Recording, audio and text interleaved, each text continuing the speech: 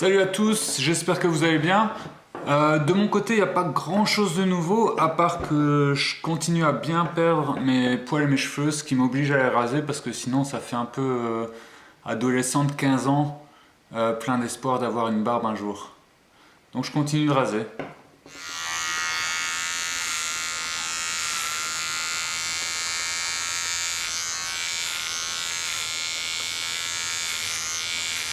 Je vous avais dit que je vous parlerai de la sclérose en plaques en général, et plus précisément aussi de ma sclérose en plaques. Maintenant, je ne suis pas médecin, je ne suis pas scientifique, donc je vais vous dire ce que moi je connais, je vais vous dire peut-être avec des imprécisions, peut-être avec même des erreurs, mais voilà, pardonnez-moi. Si pas, tout est sur internet, hein, vous inquiétez pas.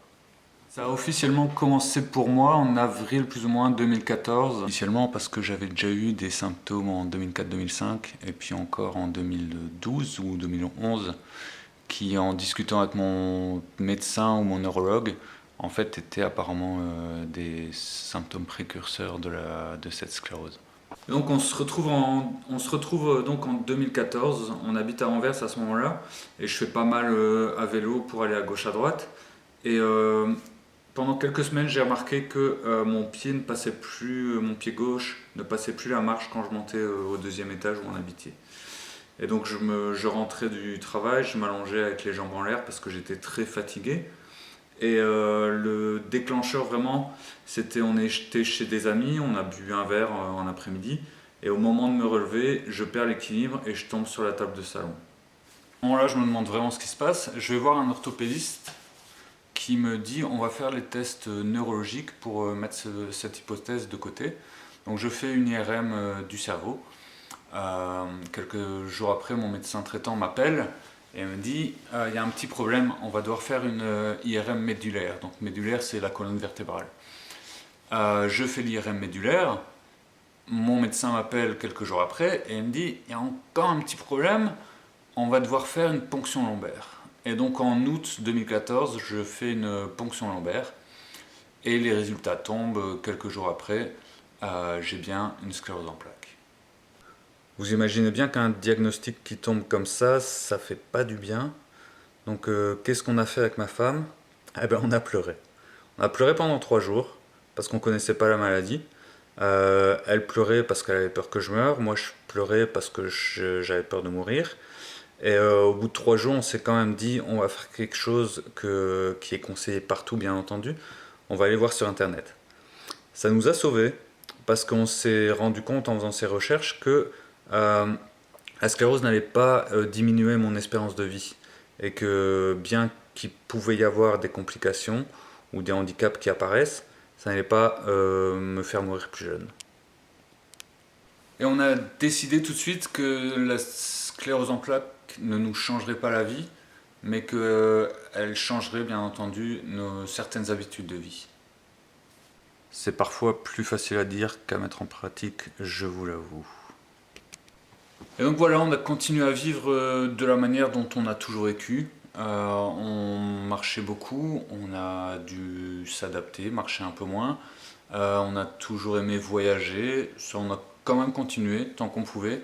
Voilà, s'adapter, adapter nos habitudes de vie, ça veut dire que maintenant quand on visite une ville, au lieu de tout faire à pied comme on faisait dans le passé, bah, j'ai une trottinette, et donc ce qui me permet de suivre Mélodie dans les visites, etc. Et de moi pas trop me fatiguer, parce que un des symptômes de la sclérose en plaques, c'est la fatigue. La fatigue à la marche pour ma part, la fatigue en général pour beaucoup. Justement, parlons symptômes. La sclérose en plaques, elle peut s'exprimer à travers plusieurs symptômes différents. Il y en a qui perdent la vue, comme ça, subitement, et ils la perdent pendant quelques semaines, quelques mois, et puis ils la retrouvent. Il y en a qui perdent les forces dans les jambes ou dans les membres supérieurs. Il y en a qui ont des fourmillements, il y en a qui ont... ça peut aussi mener à l'incontinence, des choses comme ça. Pour ma part, donc quand j'ai parlé de l'expérience à Anvers, c'était plus des faiblesses dans les jambes et des pertes d'équilibre.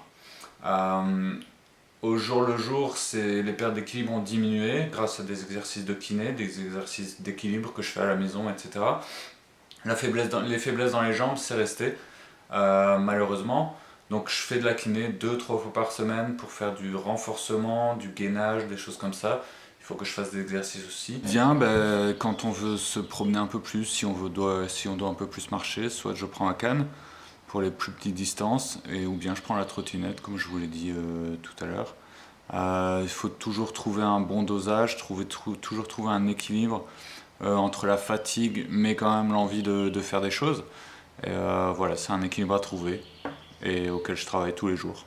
Voilà, je vais m'arrêter là pour cette fois-ci. Je ne vais pas non plus vous saouler pendant des heures. Euh, la semaine prochaine, je crois que je vais essayer de parler un peu des différents traitements qui peuvent exister, de ce que moi j'ai essayé, de ce qui n'a pas marché. Et peut-être on ira sur le traitement que je fais actuellement pour vous l'expliquer un peu plus en détail. Sinon, encore un grand merci à tous ceux qui réagissent, qui écrivent un commentaire, qui envoient un message, même les appels, ça fait super plaisir. À partager cette aventure avec vous tous, et pour moi c'est vraiment bénéfique, ça me fait du bien et j'espère que je peux aider l'un ou l'autre à comprendre et à avancer. Voilà.